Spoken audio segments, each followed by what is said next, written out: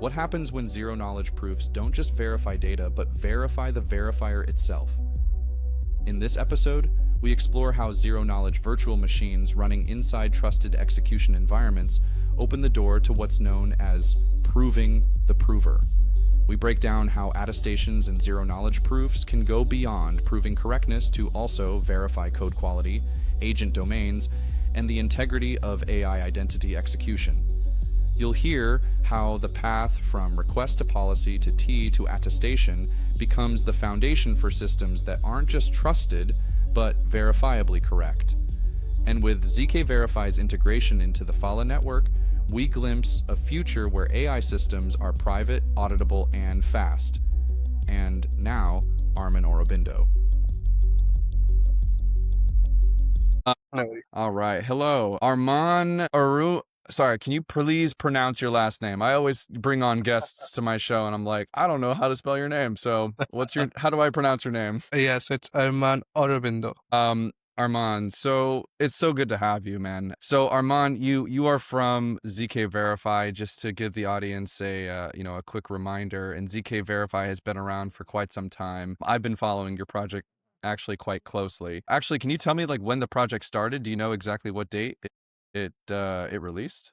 Thanks for hosting me and like coming out of the dates. I don't know the actual date, but we have been in testnet for almost more than 1.5 years now. And we'll be launching our mainnet in the upcoming weeks. Yeah. Nice. And when did you join the team? I've been with the team from January of 2025. Oh, It's been a fantastic. sweet 8 months. Okay, cool. So, I mean, you guys are kind of pushing the needle right now. I want to ask you a good question, which is, if you were to think of everything that you're doing right now at zkVerify, what are the 3 words that motivate everything that you do? If you can just pick 3 words, what would those 3 words be? Yeah, maybe the first one would be purpose. To find out there have been a lot of efforts on the ZK side, and people have been doing very random things out there, and it's not like a proper efforts people are putting. So we are trying to find out proper places where actually ZK can fit in and actually solve problems. So maybe the first one is purpose. The second would be people. I love to interact with people. I want to understand like what problems they're facing, how we can solve it out, and maybe the third word would be learn from them, because as I told, as a developer, I have been interacting with a lot of developers, a lot of normal developers or normal users who want to use ZK, and I try to learn a lot from them, on what is their pain points, what are they going through, what do they feel about the whole privacy space and all of those, and try to build on that. So did you say purpose, solve, and critique? Yeah. I love that, actually. That's actually a good way of encapsulating like a zero-knowledge proof in a way. If you think about it, because zero-knowledge proofs are about correctness. And so in a sense, the proof is like critiquing everything that you do, and it has purpose because it's designed in a specific way and it's solving very hard problems. But, zkVerify is solving quite literally, it's able to solve any zero-knowledge proof for any blockchain. Is that like the ultimate goal? Yeah. So the end goal of zkVerify is to handle the most of the verification layer for all the kind of ZK applications out there. So right now, if you want to build a full stack ZK applications, on the verification side of things, developers are facing a lot of issues. It starts with paying super high gas fees, and then it comes having multi-chain things and all of those. So we are trying to make it very, very simple for them. We have our own kind of L1 built with substrate, which is super, super flexible. It's a substrate. Yeah. I didn't know that. Okay. And we have palettes for all the proof types to say. So starting with Groth16 to going to ZK VMs like RISC Zero and SP1. And the biggest thing right now, which I can see as a benefit for developers is if you want to use SP1 or RISC Zero, without zkVerify, you have to do kind of a Groth16 kind of wrapping. And that particular thing adds up 20 to 30 of your time to the proving side of things. But when you do with zkVerify, you don't have to do it because we support this dark proof natively. So basically, we're making the whole verification side of the ZK landscape very, very simple and very, very lucrative for developers. All right, great way of putting that. So just to put this into context, you're basically using Succinct Labs SP1. So it's just to give some context for the audience, which is that SP1 is a zero-knowledge virtual machine as well as Starkware's. You're using what was the other one? RISC Zero. and you're using RISC Zero, which I think is a part of the roll-up centric roadmap now for even Ethereum, right? So I Yeah. think Ethereum is pushing fully into RISC Zero. I just read an article recently that says that I think all of the proving is actually going to be going to RISC Zero. And I think also that's even for the same roadmap for Polkadot, which is going to be called Jam, right? In the next like year. So everyone's pushing to RISC Zero. So but I think there's a difference, right? I think SP1 is using RISC-V, right? And then Stark is using or RISC-Zero. So I'm not totally sure what the exact quality or the quality of difference or the quality of proving is, but from what I do know is that the proving is happening either in like a transparent and public manner, or it's happening in a confidential with a slightly more overhead Yeah. container. And from what I do understand is that SP1 does offer a zero knowledge virtual machine inside of a TEE, which Yeah. is, I believe, hosted on Phala. So the historic context of ZK plus TEE has never been a fun story. Like everyone, for some reason, when you go and talk to the zero knowledge proof audience, like everyone just goes like, you know what, we don't need TEEs because like we're enough. ZK's enough. And I do think that, like, I think FHE is like quite good. And I think zero knowledge proofs and the proving time and in general, just arithmetic is just getting faster. So that's the cool thing about zero knowledge proofs. And I have like, yeah, I'm very looking forward to the future of the research there. But, proving a TEE's work on chain meant, a lot of clunky sort of pipelines and high gas fees. And, zkVerify, I think, aims to cut the steps and also cut the cost as well, according to what I found on Delphi Digital and your GitHub and how you describe zkVerify. So can you answer me this, which is like, what pain point convinced you guys at zkVerify to bring trusted execution environments, or TEs, into the ZK pipeline though? Like, was there a, like, oh, this is not going to scale if we don't do this moment, or what was that moment for you guys? Yeah, so to keep a background on this, like I've been working very closely with some of the developers group who are using Phala, and like they have been building some really cool applications on it. They have been building some really cool applications on AI as well as on the DeFi side of things. And like the biggest pain point for all of them was like having attestations on chain, because they want to have kind of on chain actions coming up which are powered by the T attestations. And right now, without zkVerify, if you do it, either you have to natively verify the attestation, which is like 4 million gas on EVM, or if you go through kind of a wrapped proof through RISC Zero or SP1, through the open source libraries that we have, you like spend a lot of time on proving, maybe like 1 to 2 minutes per attestation, and then you end up paying a lot of gas fees in the EVM, like 450k gas. So like while talking with all those developers, like this kind of idea formulated where zkVerify can plug in and we can be helpful on two side of things. So as I told, we can natively verify the SP1 proof, so we don't have to wrap it to a Groth16. So when you basically generate the ZK proof out of the T attestation, you don't have to do the final step of converting it to a Groth16. So based on the current estimations, this kind of saves us like 20 to 30 of the proving cost. And then when you verify it through zkVerify on any of the EVM chains, the cost comes down to like like it reduces by a margin of like more than 90% to say. So instead of paying like 450k gas on EVM, you just pay 40k or 50k gas at max. So you're saving on the proving side as well, and you're saving on the verification side as well. So that's a win-win on both the sides. Wow, I didn't realize that it got so cheap. Yeah, that's impressive. So, like, what changed then once you kind of removed the legacy verification steps? Like, you guys moved away from like old to new, I'm assuming, right? Or you aggregated attestation checks with zero knowledge proofs as well. So, did you have to re-engineer something? Like, what exactly had to be implemented, I guess, in order to make this work properly? Yeah, so on that, like the aggregation thing that you told, like it's on the pipeline, so that's on the next iteration that you're building. The Mm. current iteration don't have the aggregation engine, and from that we are getting like 20 on the proving side, 90 on the verification side. Like if we aggregate, we can save a lot more to say.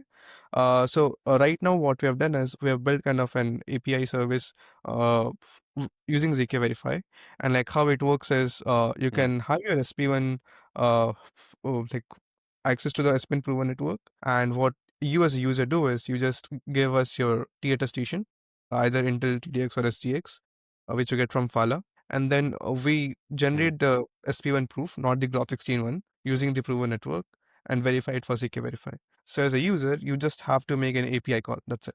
Everything else is handled by us. Cool. Okay. Well, I'll ask my own personal questions later because, I love to develop zero knowledge applications. Personally, I think building in ZK should be easier. And I think building zero knowledge proof should be, it should be flexible. And I think I feel like that's the kind of flexibility that you're offering developers, is that it just makes it easier to build your program. And then you can then tap a verifier, and then the tapping of the verifier will then receive some sort of zero trust verification back to you as the user that this some attestation of maybe the AI program or maybe the hardware operating system or the, since you're using Phala, you're going to also be able to verify the domain. So you don't have to worry about the front end being tampered with. So there's a couple of trade-offs. So let's talk about your architecture, right? Because I want to start going into our sort of understanding of one another, of how we understand how this thing was designed and how this thing was really pieced together. It's really kind of the nitty-gritty, and I love getting into this part of the conversations. It's what are we making ship here? What are we shipping tomorrow? Okay, so context though. So when we map the live flow of zkVerify, so we want to request a proof. Then we want to be able to request the proof and then attest to the policy. So by attesting to the policy of a proof, say a compliance system or the compliance or just any policy, we put that inside of the TEE, right? Yep. So the TEE is effectively the thing that's making the request. And then the TEE creates a remote attestation, and then we get a signed result. Okay, so the signed result is the zero knowledge proof. So we show what ran inside of the TEE, right, versus outside of the TEE. And the artifact, the users actually can verify that on zkVerify. So I got that from datatracker.com on how the whole workflow works. So can you, instead of me trying to do that, narrate the actual end-to-end, for a one zkVerify workload? So and can you name the specific fields a developer should check in the attestation? Yeah, so I fully made it customizable to say. And when I say customizable, so right now the pipeline that we kind of try to support or will be best to build with is developers can build any kind of applications using Phala Cloud. So they can create any random Docker image, whichever they want, may it be the front end, may it be the back end application, anything. And then they can generate remote attestations through API calls, through kind of UI UX, whichever they want. And so what we have done, as I told, we have made kind of a backend service for you to make it simple for now, that you just have to just make an API call with an attestation. But what happens on the background is that particular relay or the backend service takes in your T attestation, is the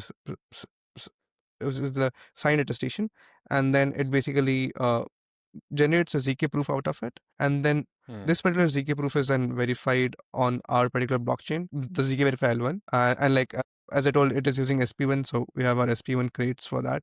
So it does that. And after that, we send the public output of the whole ZK proof to the any on-chain EVM which you want. So we have connected our testnet to most of the usable testnet, may it be Sepolia, Arbitrum, Optimism, Base, anything. In any of the EVM that you want, you can get an attestation that this particular proof was verified. And over there, you can decode all the important TD10 report data about your attestation. So you can check which Docker image was used. You can check what was the actual custom data signed by the T attestation, all those things. Yeah. Wow. So where should then the relying party, which is the user, how do you actually relay this kind of flow to them? What exactly gets logged so that when they're auditing, right? You said, oh, I can attest and I can take the attestation, then prove that the attestation, I guess, was there. So then how do you package that up and for the user's purpose? I guess you just said Docker and stuff like this, but, and I mean, what are at least just one thing that you imagine for proving and making the proof of the attestation? What do you think the user is going to experience out of that workflow? Yeah, so from the user standpoint, we have been trying to make it more descriptive, but like we are on the process. So right now, Mm. what we have done is like, as I told, we have built a service. So this service like emits a lot of data while the proving thing and the verification thing whole goes on. So there are multiple steps on the proving side of thing on the ZK side. Whenever you push us like a T attestation, we try to validate it. We try to do a lot of checks on it, and after that, it is executed on the SP1 ZK VM, and it will try to do that, right? And then what we do is on the verification side of things, we can try to do with zkVerify, and it basically returns the whole thing back to the user with Mm. all the counseling logs and all those things. Interesting. Is there anything that I could particularly find on this, and how you guys actually run this particular process? Like, is there going to be like an explorer of some kind, or is there any kind of output log on how you're going to actually attest to these like zero knowledge proof records, or is that on zkVerify now? Is that on its testnet? Yeah, so I guess the best thing that you can try right now is you can go to Phala Explorer, the Mm.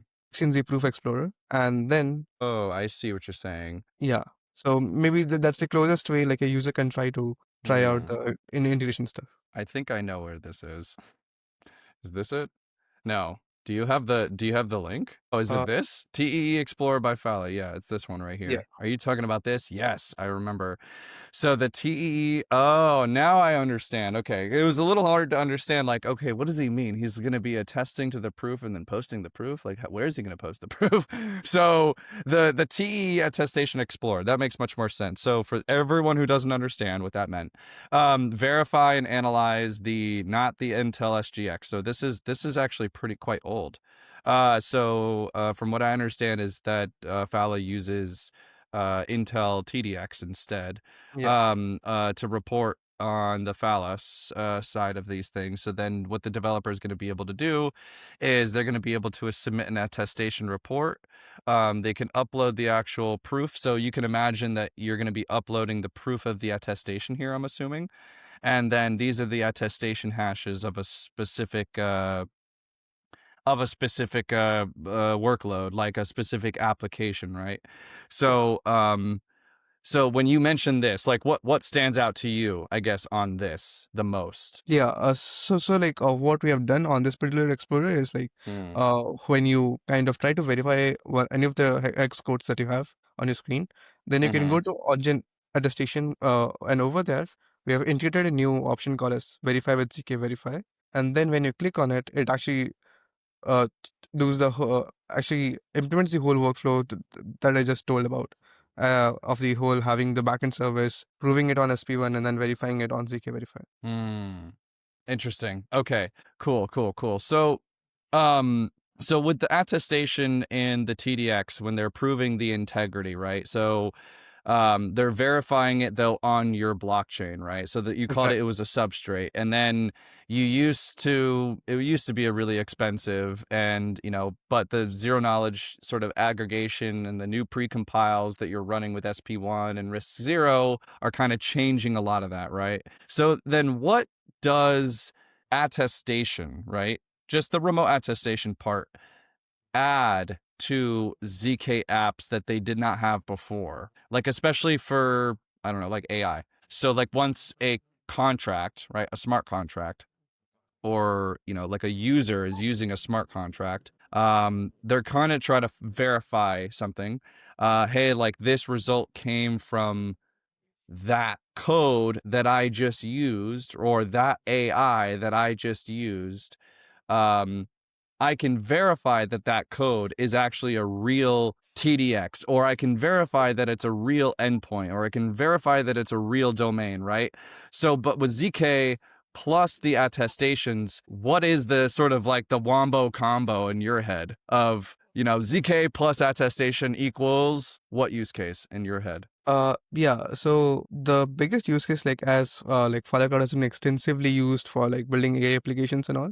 So the best applications that I think right now is based on the agentic AI trading agents, or like some AI Mm. based DeFi agents where you can have your machine learning models being running on Phala Cloud, and then the T attestations can basically push on to do some on-chain trading, do like yield balancing, all of those actions, right? So basically, the end goal of the whole integration of ZK plus TE is to have actual on-chain applications which can be fired by TA test stations. Previously, this was not, it was possible, but it was very, very costly.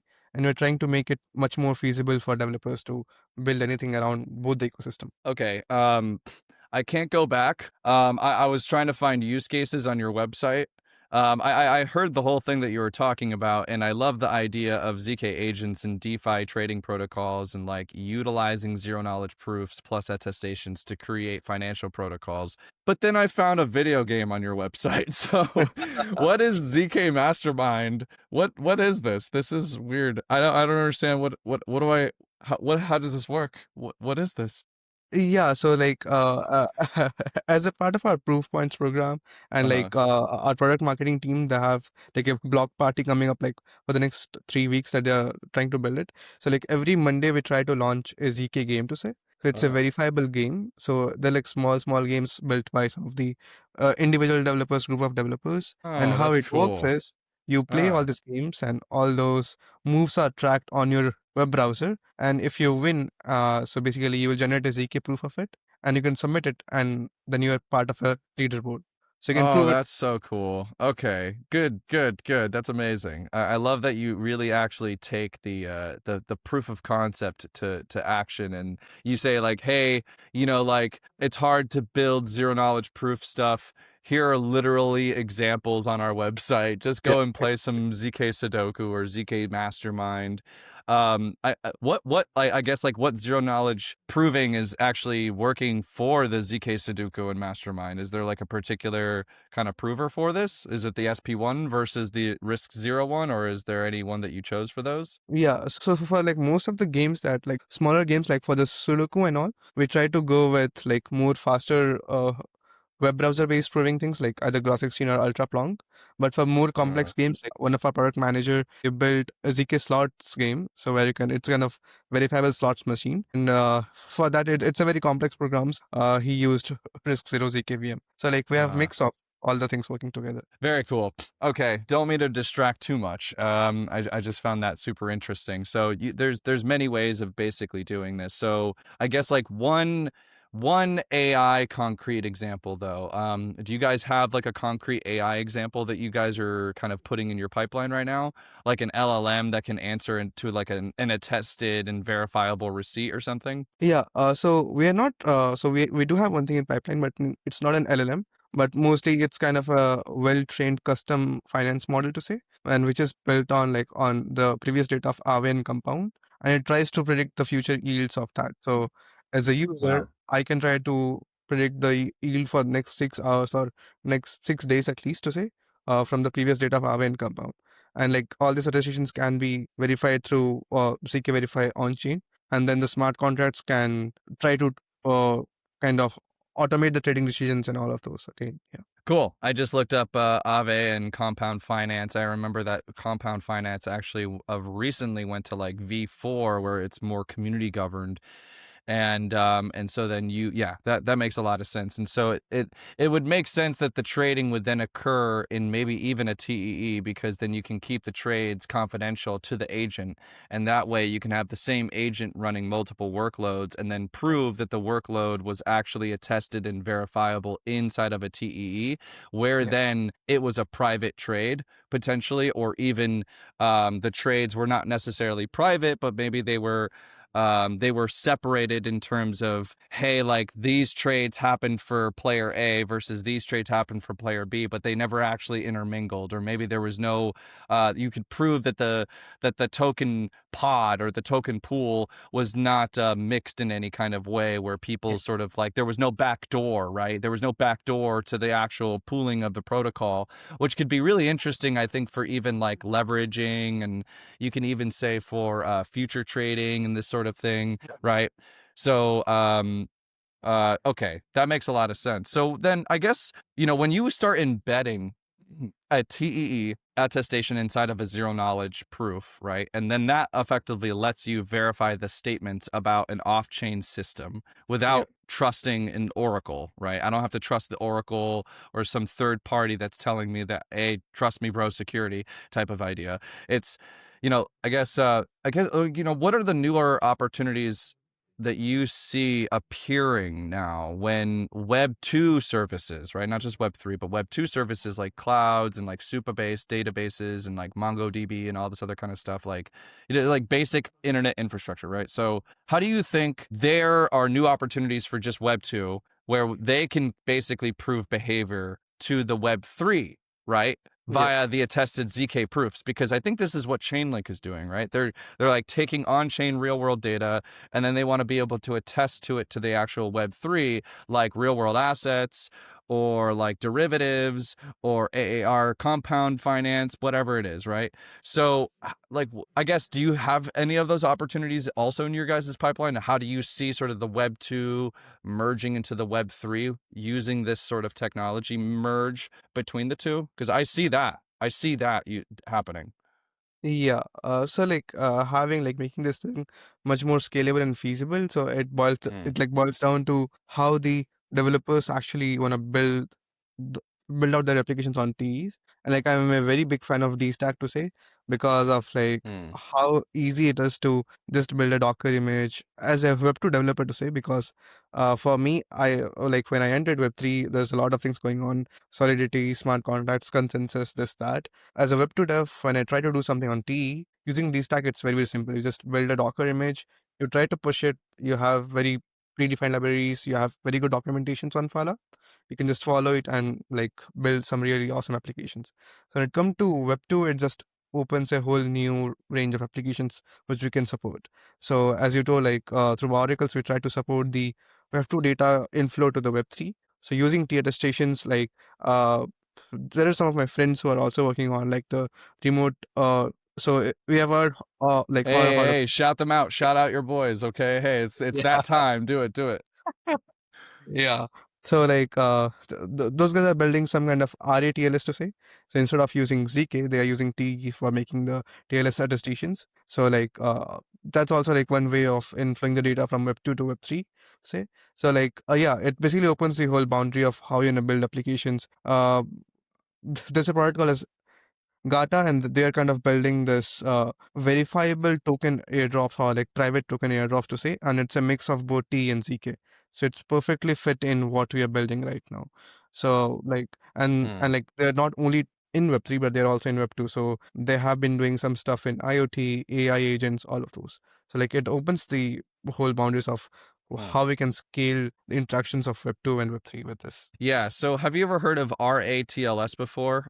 This is Yeah. off script. Like, I think RATLS is basically what you're referring to, which is how to prove that the actual signed certificate, which is usually SigStore. So Yeah. SigStore is God, that's a really complicated article. I won't tease you with that. So let's just go to the definition, right? So the definition of an RATLS is the remote attestation transport security layer. It's a protocol that enhances the standard TLS by integrating remote attestation to verify the integrity and trustworthiness of software running within a trusted execution environment like an Intel, SGX, Yeah. or even a TDX. So this is what you're referring to. This is like protocols basically can verify that the domain extension was actually proven.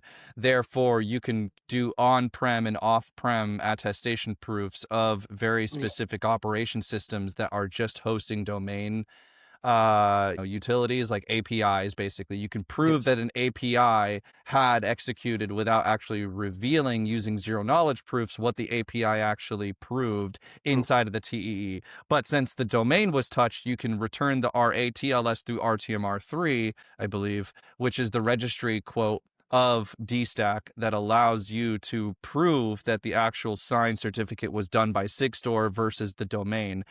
Yeah.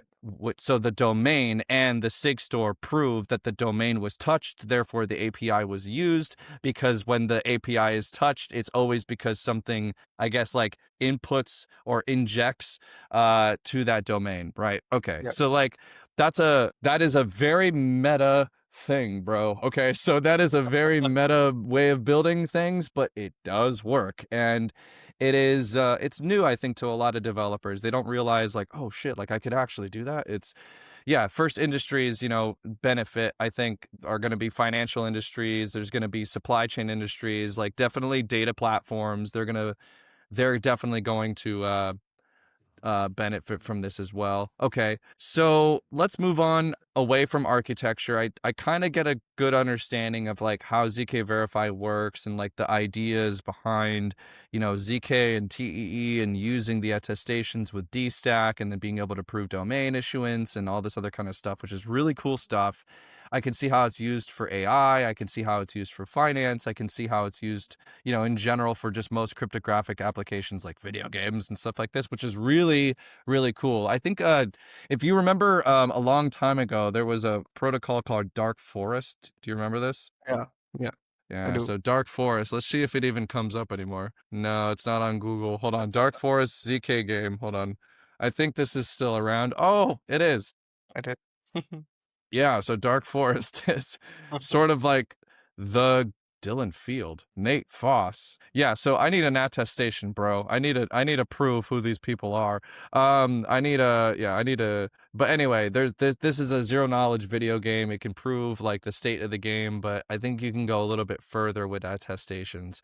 And since I've never played the game before, I don't see anything. So that's the whole point. This is the game, guys.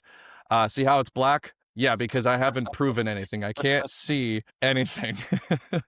So that's Dark Forest. Okay. So let's go on to verification, right? And your operations. And this is the third segment. And I love to break down, I guess, how you guys think of verification and where do you think verification can go, and the operations behind it. Okay, so in your opinion, um, is zero knowledge private enough? Like without hardware, okay? Like in context, when I ask that question, like zero knowledge proofs usually hide the outputs, okay? But provers, right, or sequencers, they still may see the actual raw input data, right? Like the plain text. Yeah. So enclaves or, like Intel TDX and what you guys are using was DStack, they can hide the proving step, right, itself. So my question to you is, like where does zero knowledge proofs, in your opinion, alone fall short for privacy and practice, and where do TEEs fill in the gap? Yeah, so to start with, like there are two kind of arguments to it. So when it comes to DSL kind of proving where you have ultra Plonk and Groth 16 Plonk kind of systems, so these are like ultra fast and they are able to do this proving on the client machine, so on your web browser mostly. Like on those particular things, they don't need any specialized hardware to say, and like because like everything is happening on the user's machine, so there's no Mhm. leak or all those things. But when it comes to ZK VMs,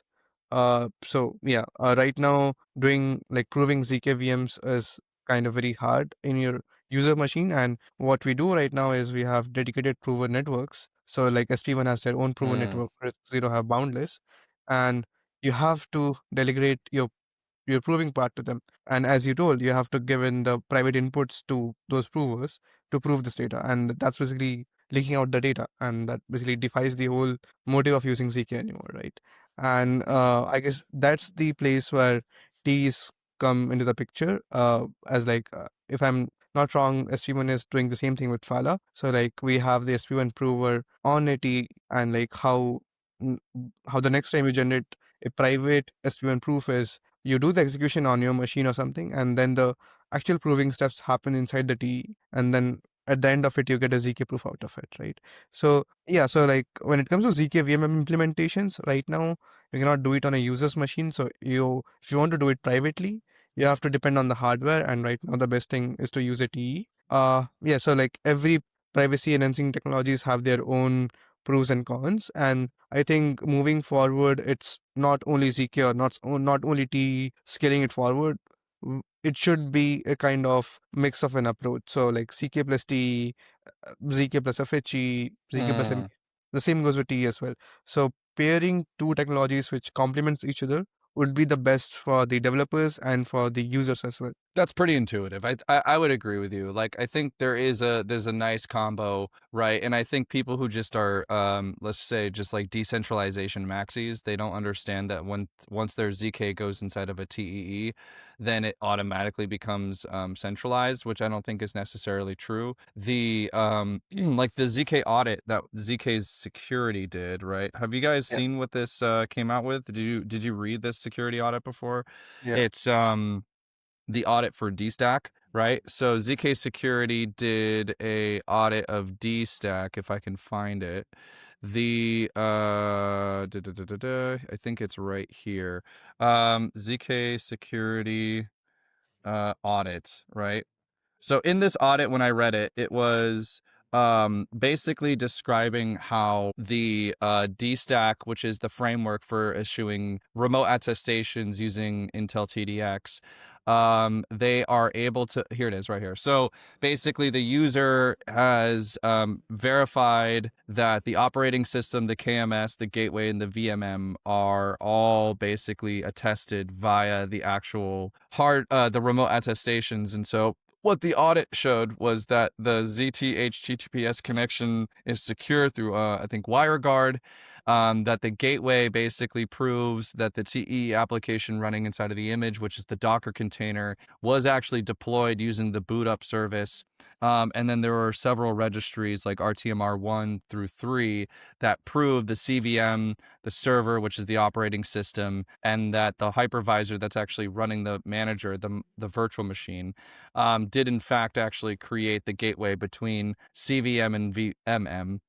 And so that the KMS actually issued some sort of authentication key through the operating system, and then that was done on chain. So the KMS is basically controlled by some smart contract that issues a remote one-time key basically for the CVM. And so this all is, in that case, it was verified to be like more 100% sovereign. The only problem is that the pseudo administrator, like Phala in this case, which is running a DStack, or like Flashbots, or like Nethermind, or like, you know, like I think zkVerify, right? Like you guys are running DStack too. So like the idea here is that like whoever the pseudo administrator is of the server, yes, they have supremacy, but then there's also like law.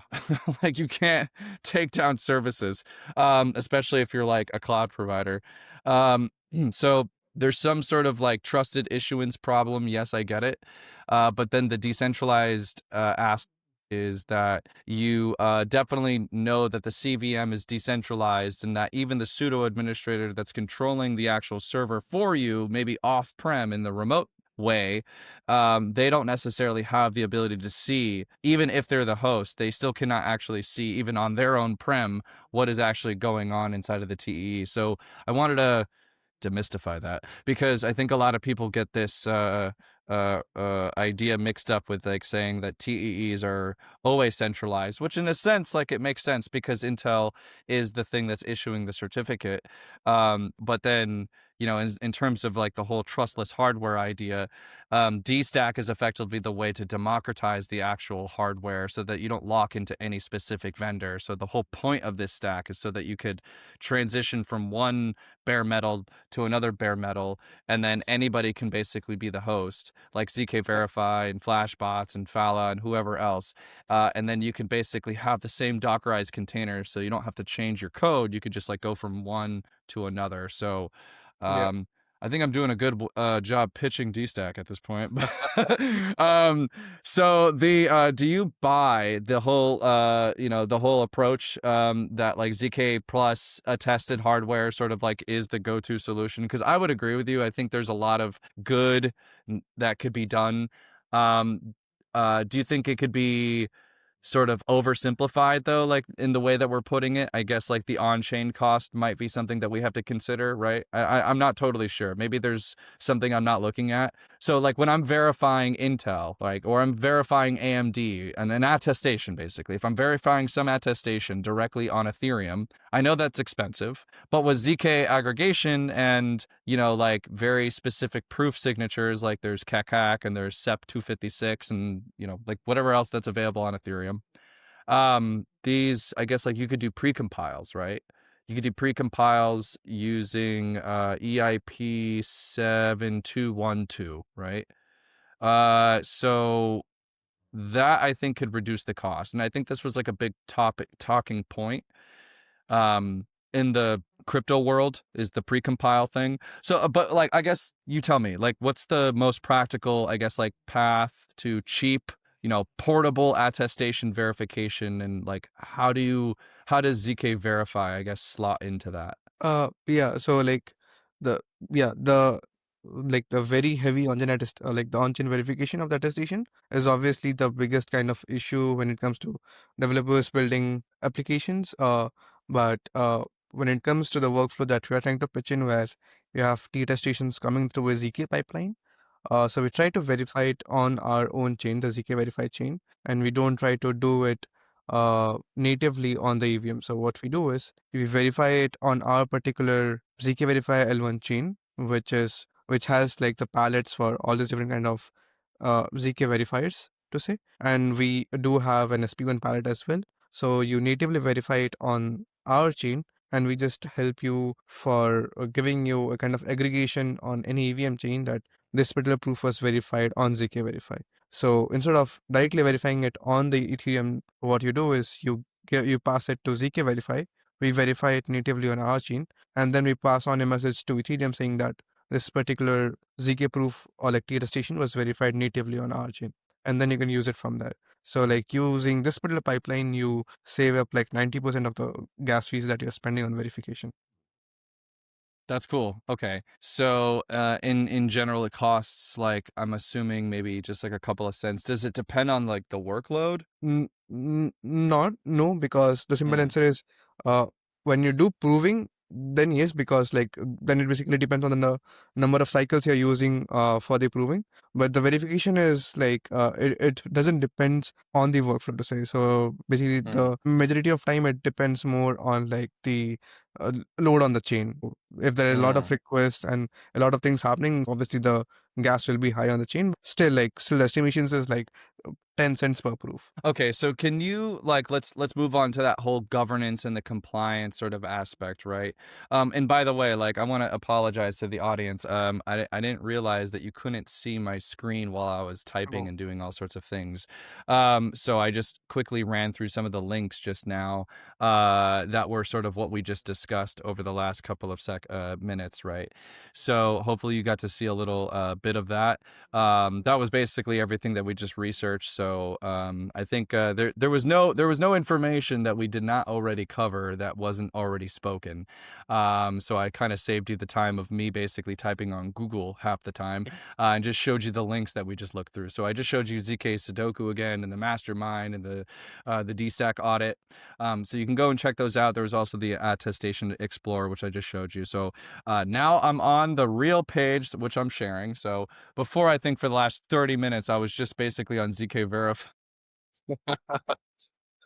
Okay, so there's always something great going on in Black Box Podcast. So let's talk about governance, right? So the last section, which is the compliance part, like, how do we prove it without actually surveillance? Okay, so proving without surveillance is, I think, the big topic that I think a lot of the community has, which is, I want to be able to prove something without anybody knowing that I did it, right?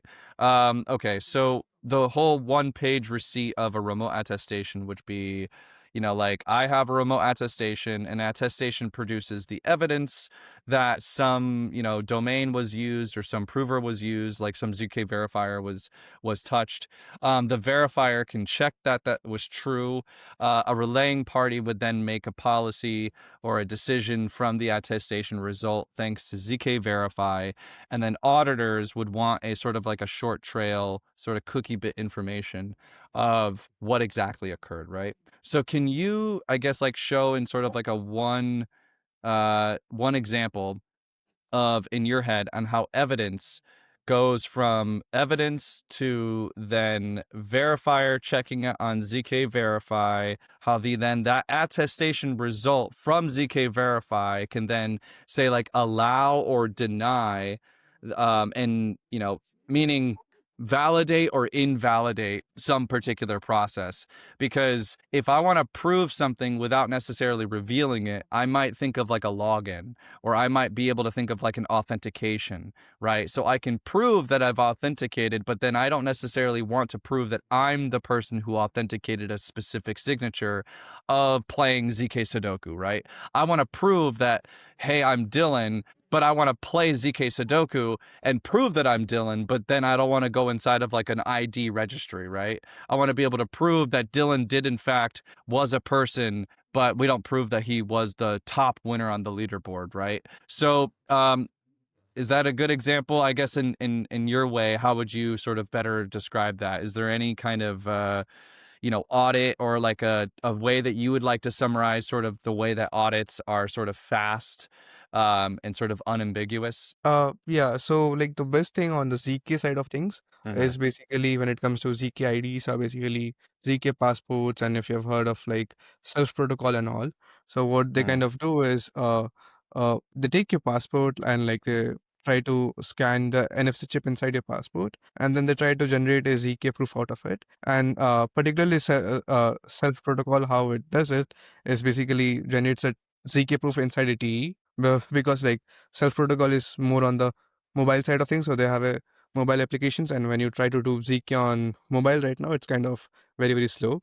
Mopro is trying to accelerate a lot, but like yeah, so that's the whole thing. So right now the best example would be like having some kind of checks on your applications using zk passport, which can be embedded on the T application, so that the T can verify that you have an actual ZK passport ID, and then you can play it around and do stuff. And then when the real governance or someone wants to audit your stuff, it can go through like that it was a verified user, that user has all checks passed and all those things, and then we can go down the thing. Yeah, but that's maybe the closest example that you can go through right now. Yeah. Whatever happened to zkDID? Do you remember this? The on Polygon, I think this was a thing too. You mentioned self, you mentioned a couple of the other things. Is this still a thing? Or I'm not totally I sure guess if now, zkDID. now they have renamed it to private ID, if I'm not wrong. Really? Private DOD? Yeah. Private DOD. Let's try to figure this out. All right. Polygon, you got to up your SEO, bro. Okay? Polygon, we got to up the SEO on here. I can't will find drop. your new protocol. Yeah. Okay, well, never mind that anyway. Shout out Polygon. Okay, so let's I think that the ZK stuff is really cool. You're definitely right about the identity thing. Actually, I just got hit up this morning actually. Let me read you a quote really quick about the identity problem that's actually occurring in the world right now. So identity and zero knowledge proofs are so important that there was this post that I just found actually on LinkedIn. I don't know if I can show it here, but I'll just read it off to you. That this guy, he's an agentic AI for identity security at Redblock, and he was tuning into the Palo Alto networks for the Q4 2025 earnings call and expected AI headlines. What stood out was that how much Nikesh Aurora dedicated to identity security and how central it's becoming. And here's what they summarized in their entire call for the entire upcoding quarter. Number one, that identity is hitting an inflection point in the next 12 to 24 months. And then you can hear the conviction in his tone. Unlike firewalls or networks, identity is a real-time enforcement point. Speed here decides whether breaches succeed. And he floated the idea of an identity firewall, a real-time clearing across fragmented providers, in a response to Rob Owens from Piper Sandler. With agentic AI rising, every user, machine, and AI agent must be treated as a privileged user. No more narrow PAM definitions like passkeys and MFA and 2FA. I think this is like not going to be enough. And then 90% of all breaches still tie back to stolen or mismanaged credentials. So the statistic wasn't delivered lightly. And the last couple of things is identity today is too fragmented. There's only 100 plus vendors, consolidation isn't a preference anymore. It's survival and critical to reducing breaches. His framing was clear. Security first, identity vendors, not SSO only players, will own the future. I couldn't help but chuckle at this. Agents, human plus AI, both require privileged access controls, a shift few have fully absorbed now. Growth in PAM data and sensors will fully solidify category leaders like CyberArk. So, yeah, it's a thing. So I'm really glad that you brought that up, Arman, which is like zero knowledge proofs could be used greatly for the next generation of identity protocols. But I want to jump into the AI frontier and maybe mix in the identity protocols with AI, because I just read that to you. That's super relevant. That's today. That's August 27th, 2025. Okay. Sunday, San Diego. I'm in San Diego right now. Okay, running proofs provides provers like inside of the actual TDX. They can deliver like a sort of like a near native speed with verifiable receipts from the GPU and the TEE, right? So we can make this attractive for like an AI workload. Okay. Yes. So what becomes newly possible, I guess, when zero knowledge protocols are zkVMs running inside of a TEE? Is there any capability neither ZK nor TEE could do alone? Yeah, so right now, very frankly saying, there's a lot of research going on the ZKX AI frontier. So like everybody is looking into ZKML to say. ZKML basically stands for zero knowledge machine learning. And then a lot of people are trying to do a lot of research around on how to encode the LLM models inside a ZK circuit. But like it's very, very hard to do because the amount of computations that the LLM models do inside uh, during the inference or something, when you try to do it inside a ZK circuit, it like bloats up like anything. And like even if you try to do something through a ZK VM or something, the proof size or like the computation is very, very big. So right now, the Yeah. best way to I do think is PyTorch is the thing yes, that people use. PyTorch is the #1 zkML sort of go-to model for some of this. yeah. So you can search for EZKL. So they are basically a Halo to ZK library. How do you spell that? EZKL? EZKL. Oh, this one. Yeah. Okay. Yeah, so Cool. they're basically built with PyTorch and Halo 2 compliant. So like you just, as an AI developer, I just write my normal code and I just give few other functions and it will generate a ZK circuit for me out of it, which I can use it for Mm. proving my inference and all of those. Cool. Okay, so you do the verification, you choose the environment, you do the software, it runs on Intel TEEs, NVIDIA CUDA. Okay, sounds like this is perfect. You can run this on Phala, I guess. This is the same Right. technology stack. So is it open source? Let's It see. is. It is open. Oh, look at that. Okay, thanks for the alpha. I love that. That's really cool. Okay, so that's exactly what I'm talking about, man. So that's a really good point. So zkTLS, right? So I guess is another one, right? Or secure networking examples that you like? Is there any that you know of? I know of one. I know that there's Reclaim protocol, right? Reclaim protocol. That's a zkTLS protocol. Is there any other ones that you want to mention? There's some other vendors out there, but the best thing about Reclaim Protocol is the distribution that they have. So at least on the Indian ecosystem, they have been doing a lot of things with like the local Indian players out here, the local Indian startups. And coming to crypto, like we have things like P2P.me, ZK P2P, who have like integrated Reclaim to their protocol. And like whenever you want to do an on ramp or something, they basically use Reclaim on the backend to do the ZKTLS stuff. Yeah. So like basically ZK P2P and P2P.me are the best examples that you can have right now who uses ZKTLS in the real time, and like it's working. It's been working for a long time now. Yeah. I just actually spoke with Sachin recently from ZKP2P, and he and I had a pretty good discussion about like the use of RPC. I think this is one of the questions that he had. Maybe I can help answer that now. Definition. So RARPC, what is that? RARPC definition. This basically means remote attestation, remote procedural call. So it's a security mechanism that combines the remote attestation with remote procedural calls communication paradigm. The goal is to establish and verify trust in a remote system before a client sends its sensitive data or instructions, right? So yeah, I mean, you could basically prove that, hey, am I using the correct endpoint, or hey, am I using the correct API, or hey, is this is this the correct service, right? And whatever that service is, which could be like a Tornado server or something like that, for like a private send, you can verify and attest to the actual service in, I guess, or as zkP2P puts it, you would be using zkP2P's router instead. So people would want to be able to prove that and ahead of time, and be able to prove that the domain that they're using is actually zkP2P and no one else's. So that's one example, basically zkTLS in a sense, but you could also run zkTLS and TEEs, and then you can basically aggregate a bunch of different zkTLS endpoints with one proof rather than doing it over and over and over again. So that's one, I guess, like quick, fast design that people can think of. And I brought up AI before because I think AIs are going to want to be able to do this due to the fact that there's going to be like this like explosion, bro, of like democratized agents. Have you ever heard of this concept? Democratized agents? Yeah.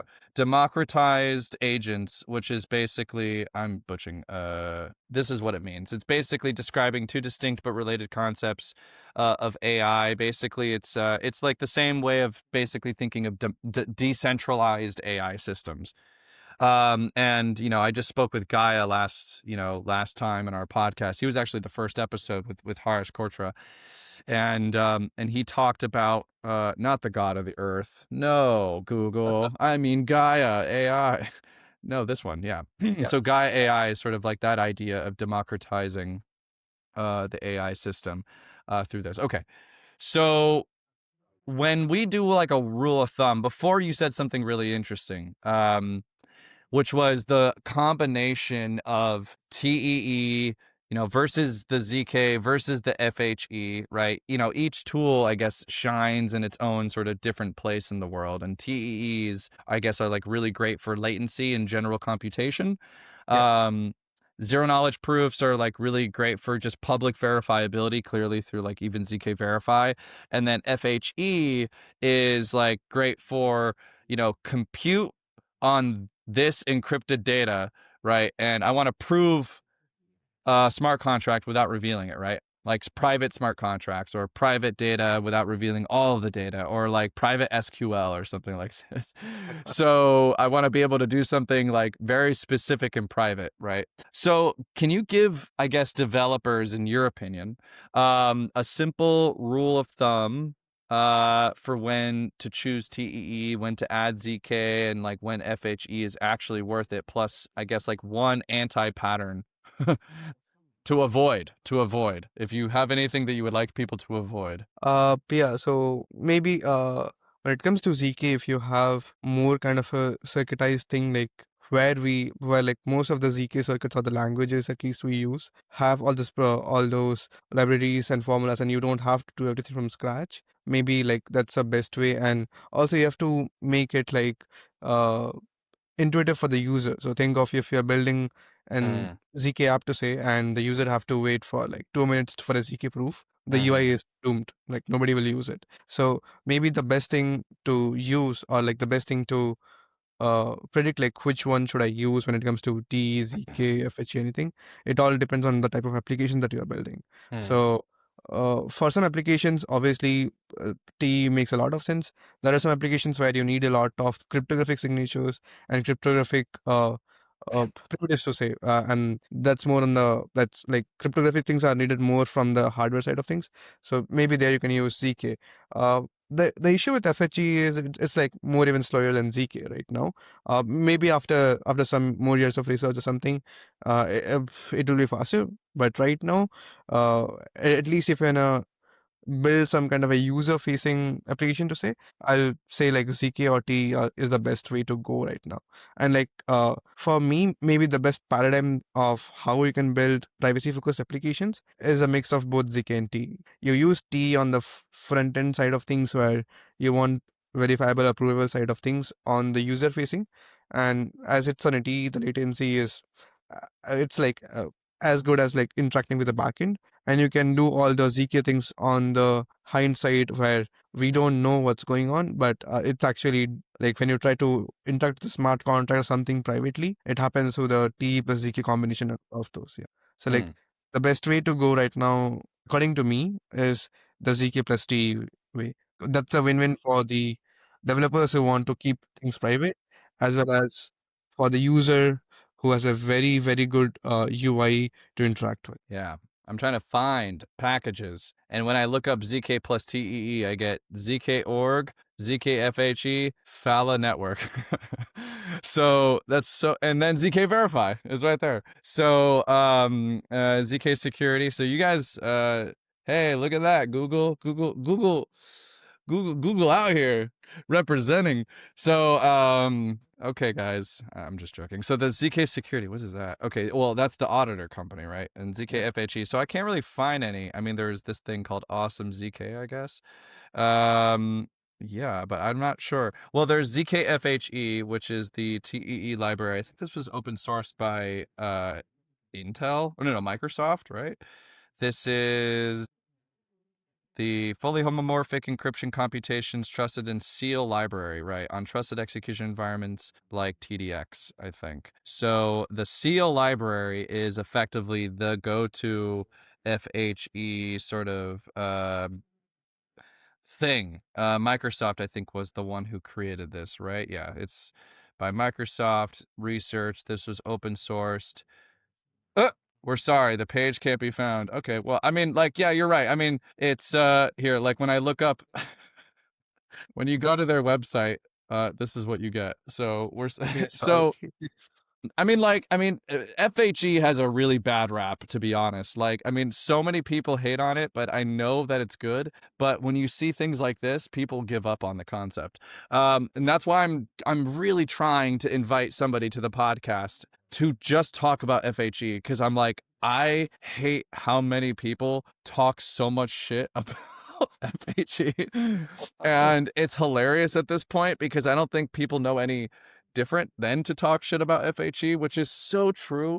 Anyway, let's move on to the next thing. So the future vision, I guess, for you guys at zkVerify, if you're the next 5 to 10 years, let's like look out way far. So if a tested ZK, right, a tested ZK or TEE ZK becomes, I guess, like a standard where we're trying to say don't trust but verify. We're always saying this. Then I think that could apply to any app, including an AI application. So be like, hey, this is an AI, but then you get this, I don't know, thing, UX, UI that says don't trust, verify. Bing, I don't know what the UX, it's a $1 billion question. So what does the world, in your perspective, look like if zkVerify and confidential compute succeed together? How does an everyday user, I guess, notice the difference? So I guess the best way to put this is like the average user should not feel an experience on the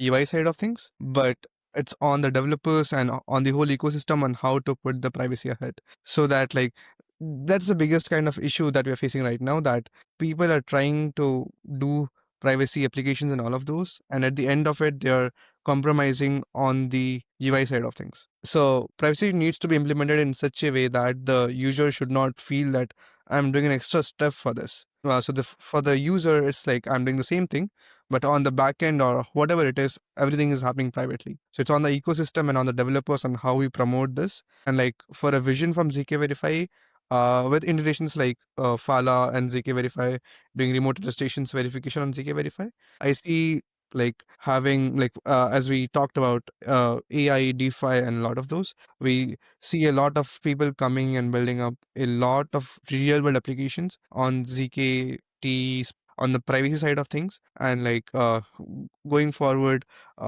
So we have plans to even onboard IoT side of things as well. So there are a lot of good projects which are doing ZK IoT. So maybe for a real-time application, that it makes a lot of sense to move them to a TE and then route them through a ZK way because it's more real-time and all of those. So maybe all those applications moving forward where we take the Web 2 kind of things coming up to Web 3 in a more privacy and a more non-data sharing way would be the best way forward. I also think this is the most critical issue that we have faced on this planet. We need to know the size of your hot dog. We need to know. Okay, we need to know. This is hilarious. The ZK hot dog.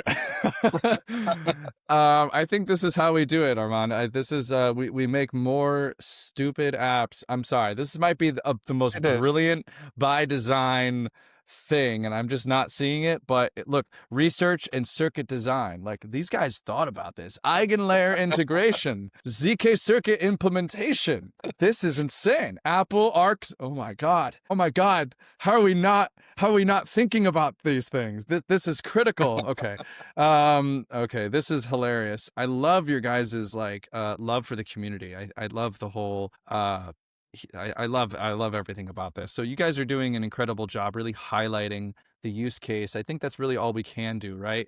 And then I guess the AI plus these applications that you're looking at are the same thing. Like, just give the AI the app. Just make the app that you just made in zkVerify, like the ones that we see here, and give it to an AI, and therefore it becomes a don't trust verifiable application that runs using artificial intelligence. That could be a good start. I'm throwing ideas out here. I'm spitballing. So here's a couple of quick hits for you. Just like we'll end off the episode with, I like to have fireball questions for my guests and just being like, boom, boom, boom, boom. The first one is like one artifact that, actually, what is the app that you're building right now? Are you building an app? I am. Okay. So Do you have a name? Is it too alpha? You can't say what it is or what? it's known as Saya to say. Okay. I have my passport right here, okay? So can your app go through the web on our podcast and verify me by just like looking at my passport right here? Maybe in No? 10 years for sure. So maybe it has something to do with identity. Okay.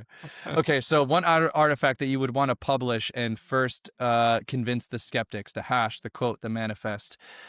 What is the thing that you want to dispel right now about zkVerify? Any sort of rumors? If there's anything that people are getting, you want to demystify anything? Yeah. So like there's a huge kind of thing not only about zkVerify but all the zk stuff. Like it's very hard to do and all.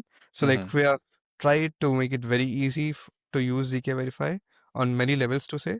So it may be users, it may be developers, or any kind of actors out there. So I've tried to and demystify it. Like I've made it very very easy for people to use zkVerify, and and we have been so there are a lot of future efforts coming as well. As I told, our mainnet is very very close right now, so we were doing a lot of efforts as well to make it much more streamlined with all our partners around, including Phala as well. Cool.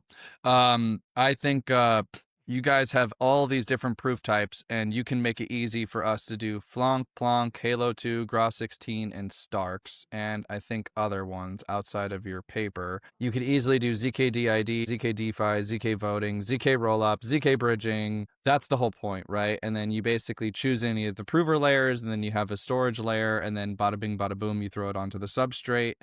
And you're rocking and rolling.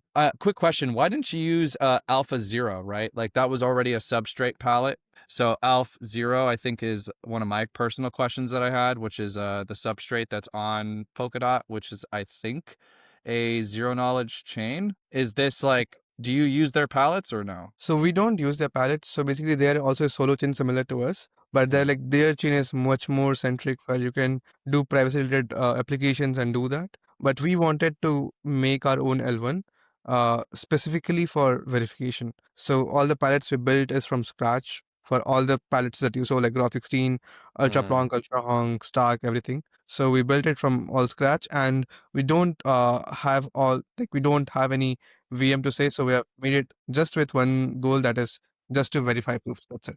Yeah, I'm trying to find the palette right now. Did you get? What did you name the palette actually, so I can understand? So there are ZK multiples of it. So if you go to zkVerify GitHub, you can find out most of the stuff. Yeah. Oh, cool. Okay.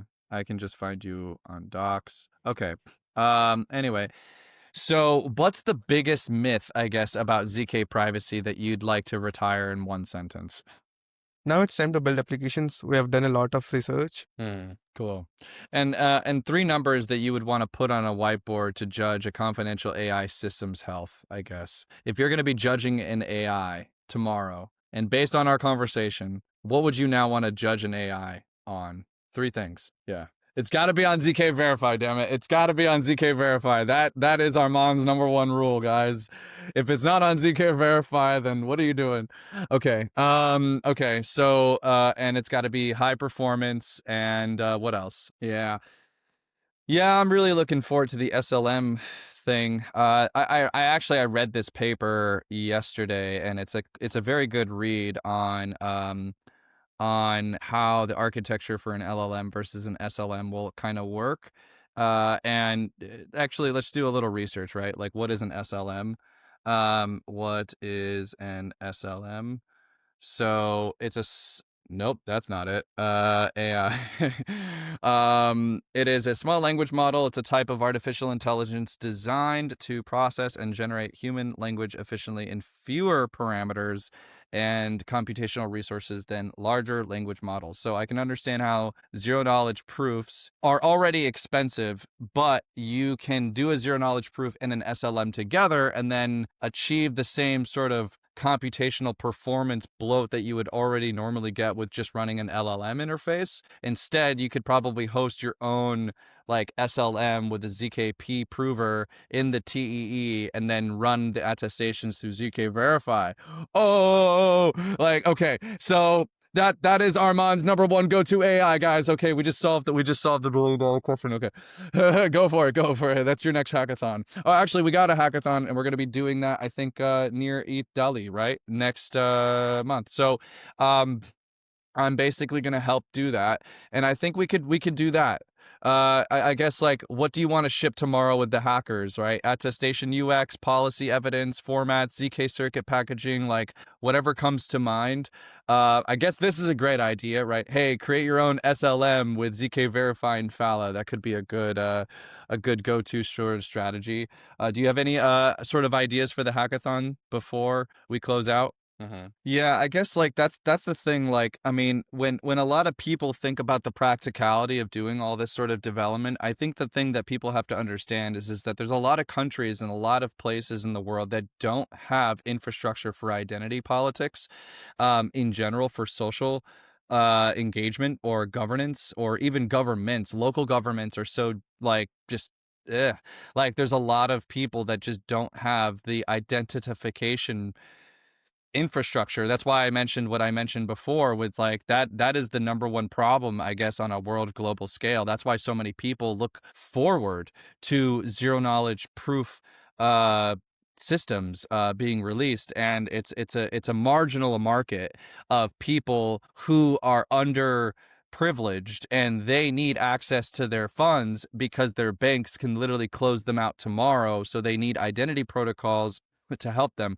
Or maybe they have social benefits where they can't necessarily rely on their government, so they have to rely on companies instead to help them, but then the companies need to have private or integral access, right, to these systems. And it's the whole CIA triad sort of look.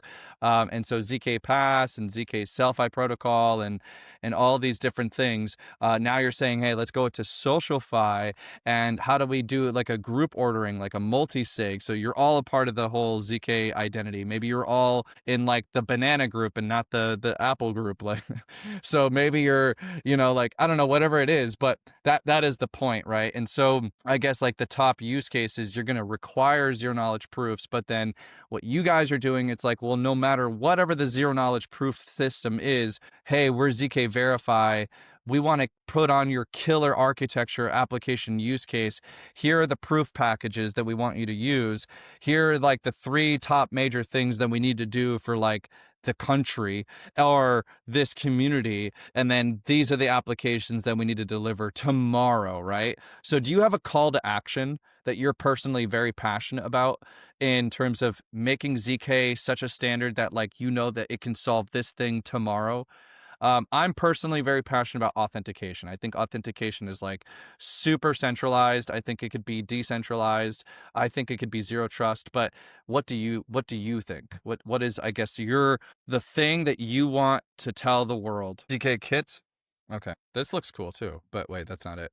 ZK kit. Oh, mono repo. Here we go. Got you. Wow. Yeah, they got Circom, JavaScript, Solidity, Noir, which is Aztec. For those of you who are not familiar with Aztec, this is Aztec prover. I think it's called Dolphin or something. It's some sort of animal. I forget what it's called. Yeah, these guys also, there's a really cool application that we recently found that was running a TEE and Aztec prover together. But since the prover in the browser took a little while, they offloaded the actual browser. I think it was the TypeScript library. I forget what it is, but they ran the actual core code using an accelerator in a TEE on Phala. And then it ended up actually accelerating the Aztec prover by like 10x. So, Nemify or Namefy. Wait, is it Namify? Yeah, Namefy. Dex, right? I think it's this. Nemify. Ah, God, these names, man. Just name it something where I can find, or just buy SEO credits, okay? you gotta do SEO on here. Okay, I can't find it, but it's something called Nemify. All right, man. Well, closing remarks. I want to just say that, honestly, thank you for all of the alpha. Thank you for all of the use case and the idea hunting and understanding with all of us, like the real utility of it. Publishing the policy bound attestation first, I think, is like a really amazing idea. And then being able to have the bound attestation proofs from Phala go to zkVerify to attest the ZK TLS or the ZK or the RARPC or the RA TLS, all these things. You can even like prove that the GitHub was actually the same GitHub as when it compiled. So you can prove compilation. So you can do proving of a pre-compile compilation. So I can prove that it compiled because it's this GitHub, and then prove that that's the pre-compile. So you could do something like that. I don't know why, but I think hopefully this podcast gave you guys a lot of ideas. Where to start, I guess, the zkVerify, and where do you want people to go? zkVerify, Docs, GitHub. Of course, I know that people can go to the Phala attestation dashboard and they can go to our integration post. We have a we actually, I think there is a Phala and zkVerify blog.